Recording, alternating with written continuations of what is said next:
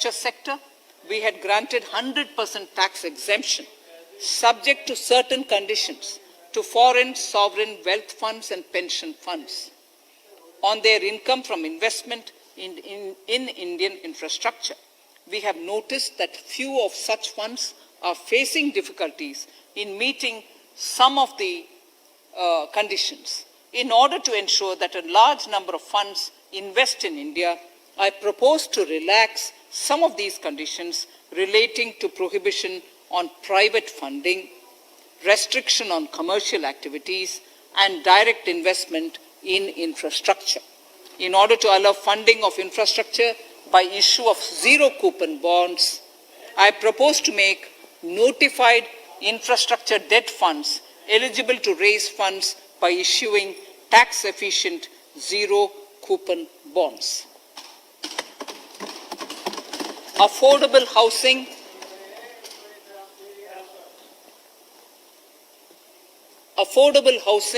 and rental housing. This government sees housing for all and affordable housing as priority areas. In July 2019 budget, I provided an additional deduction of interest amounting to 1.5 lakh for loan taken to purchase an affordable house. I propose to extend the eligibility of this condition by 1 more year to 31st March 2022. The additional deduction of 1.5 lakh shall therefore be available for loans taken up to 31st March 2022 for the purchase of affordable houses. Further, to keep up the supply of affordable houses, I propose that the affordable housing projects can avail a tax holiday for 1 more year till 31st March 2022. These are available now for projects also. We are committed to promote supply of affordable rental housing for migrant workers. For this, I propose to allow tax exemption for notified affordable rental housing projects. Tax incentives to IFSC. As I mentioned in Part A of this speech, the government is committed to making the International Financial Services Center in GIFT City a global financial hub. In addition to the tax incentives already provided, I propose to include, among others, tax holiday for capital gains for aircraft leasing companies, tax exemption for aircraft lease rentals paid to foreign lessors, tax incentive for relocating foreign funds in the IFSC, and to allow tax exemption to the investment division of foreign banks located in the IFSC. Pre-filling of returns. Honorable Speaker, in order to ease compliance for the taxpayer, details of salary income, tax payments, TDS, etc., already come pre-filled in income tax returns. To further ease filing of returns, details of capital gains from listed securities, dividend income, and interest from banks, post office, etc., will also be now pre-filled. Relief to small trusts. We hope to reduce compliance burden on small charitable trusts running educational institutions and hospitals. So far, there is a blanket exemption to such entities whose annual receipt does not exceed 1 crore of rupees. I now propose to increase this amount to 5 crores. Labor welfare. We have noticed that some employers deduct the contribution of employees toward provident funds, superannuation funds, and other social security funds, but do not deposit these contributions within the specified time. For these employees, this means a loss of interest or income. In cases where an employer later becomes financially unviable, non-deposit results in a permanent loss for the employees. In order to ensure that employees' contributions are deposited on time, I reiterate that the late deposit of employees' contribution by the employer will not be allowed as deduction to the employer.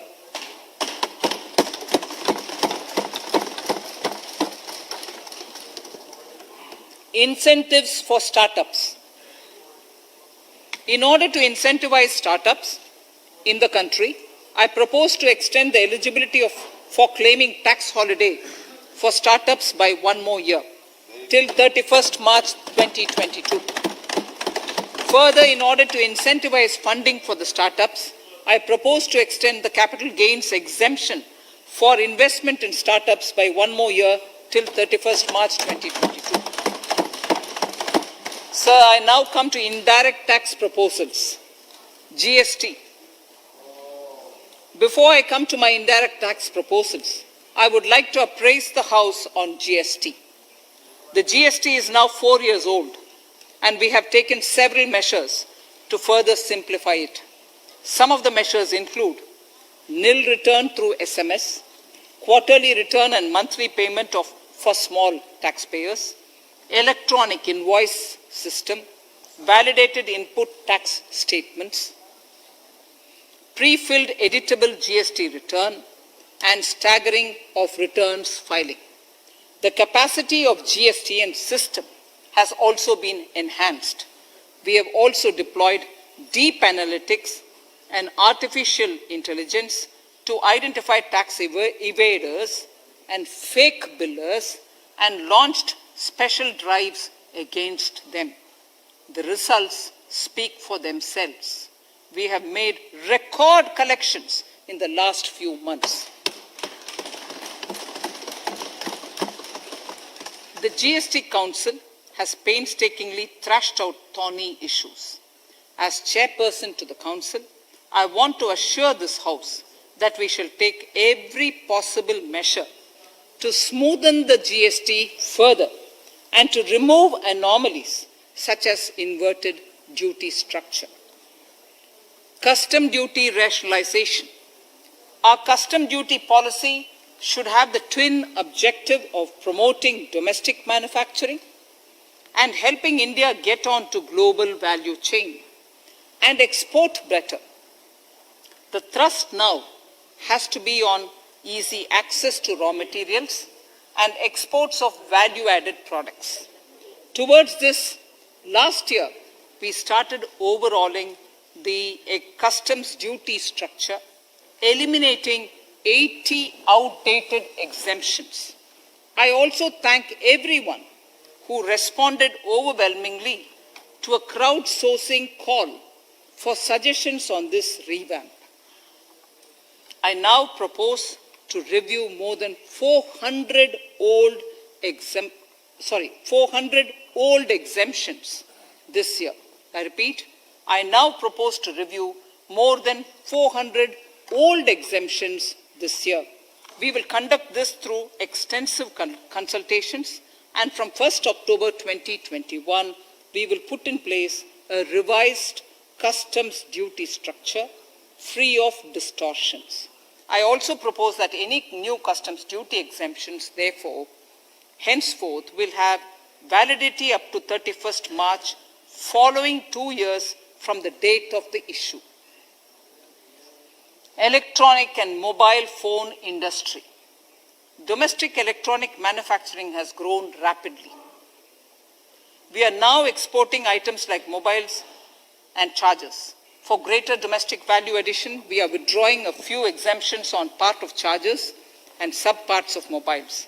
Further, some parts of mobiles will move from nil rate to a moderate 2.5%. Iron and steel. MSMEs and other user industries have been severely hit by a recent sharp rise in iron and steel prices. Therefore, we are reducing customs duty uniformly to 7.5% on semis, flats, and long products of non-alloy, alloy, and stainless steels. To provide relief to metal recyclers, mostly MSMEs, I am exempting duty on steel scrap for a period up to 31st March 2022. Further, I am also revoking ADD and CVD on certain steel products. Also, to provide relief to copper recyclers, I am reducing duty on copper scrap from 5% to 2.5%. Textiles. The textile sector generates employment and contributes significantly to the economy. There is a need to rationalize duties on raw material inputs to man-made textiles. We are now bringing nylon chain on par with polyester and other man-made fibers. We are uniformly reducing the BCD rates on caprolactam, nylon chips, nylon fiber and yarn to 5%. This will help the textile industry, MSMEs and also overall exports. Chemicals. We have calibrated customs duty rates on chemicals to encourage domestic value addition and to remove inversions. Apart from other items, we are reducing customs duty on naphtha to 2.5% to correct inversion. Gold and silver presently attract a basic customs duty of 12.5%. Since the duty was raised from 10% in July 19, prices of precious metals have risen sharply. To bring it closer to previous levels, we are rationalizing customs duty on gold and silver. Renewable energy. In Part A, we have already acknowledged that solar energy has huge promise for India. To build up domestic capacity, we will notify a phased manufacturing plan for solar cells and solar panels. At present, to encourage domestic production, we are raising duty on solar inverters from 5% to 20% and on solar lanterns from 5% to 15%. Capital equipment and auto parts. There is immense potential in manufacturing heavy capital equipment domestically. We will comprehensively review the rate structure in due course. And plastic builder wares. On prawn feed, we increase it from 5 to 15%. We are rationalizing exemption on import of duty-free items as an incentive to exporters of garments, leather and handicraft items. Almost all of these items are made domestically by our MSMEs. We are withdrawing exemption on imports of certain kinds of leathers as they are domestically produced in good quantity and quality, mostly by MSMEs. We are also raising customs duty on finished synthetic gemstones to encourage domestic processing. Agriculture products to benefit farmers. We are raising customs duty on cotton from nil to 10%, on raw silk and silk yarn from 10 to 15%. We are also withdrawing end-use based concession on denatured ethyl alcohol. Currently, rates are being uniformly calibrated to 15% on items like maize, bran, rice bran, oil cake, and animal feed additives. There is an immediate need to improve agricultural infrastructure so that we produce more while also conserving and processing agricultural output efficiently. This will ensure enhanced remuneration for our farmers. To earmark resources for this purpose, I propose an agricultural infrastructure and development cess on a small number of items. However, while applying this cess, we have taken care not to put additional burden on consumers on most items. Rationalization of procedures and easing of compliance. For their judicious application, we propose certain changes in the provisioning related to ADD, anti-dumping duty, and CVD, countervailing duty levies.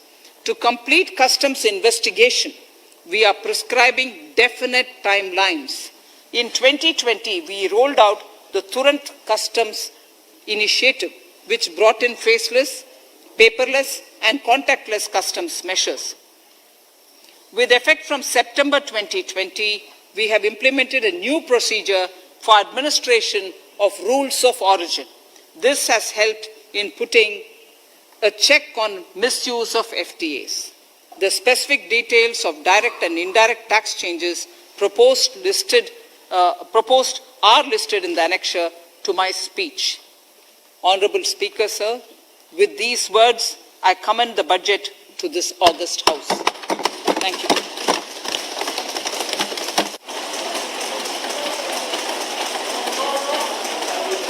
Item number 1, माननीय मंत्री जी, item number 1। Sorry, I don't have it. Sir, I wish to place on table the 15th Finance Commission report.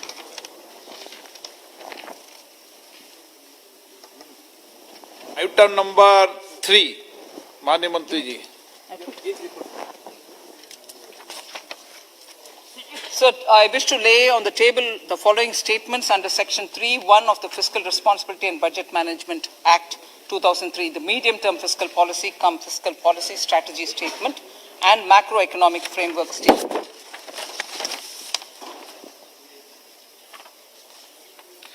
Item number 4, So I wish to seek your permission to move for leave to introduce the Finance Bill 2021. प्रश्न ये कि विधेयक को पुनर्स्थापित करने की अनुमति प्रदान की जाए। जो सदस्य इसके पक्ष में हाँ कहें, जो सदस्य इसके विरोध में ना कहें। मेरे विचार में निर्णय हाँ वालों के पक्ष में हुआ, हाँ वालों के पक्ष हुआ। माननीय मंत्री जी विधेयक को पुनर्स्थापित करें। Introduce the bill.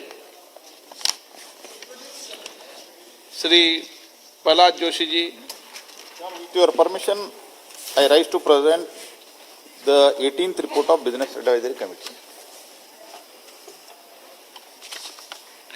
माननीय सदस्यगण, माननीय वित्त मंत्री जी के बजट भाषण की प्रतियां प्रकाशक फलक पर उपलब्ध है। सदस्य अपनी प्रति प्रकाशन फलक से प्राप्त कर सकते हैं। माननीय सदस्यगण, जैसा कि आपको समाचार 2 के माध्यम से पहले सूचित किया जा चुका है कि बजट की प्रतियां आपको मेंबर्स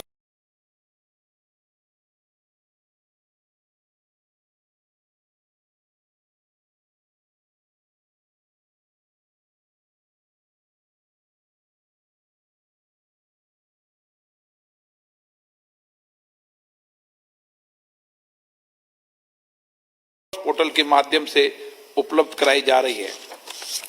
सभा की कार्रवाई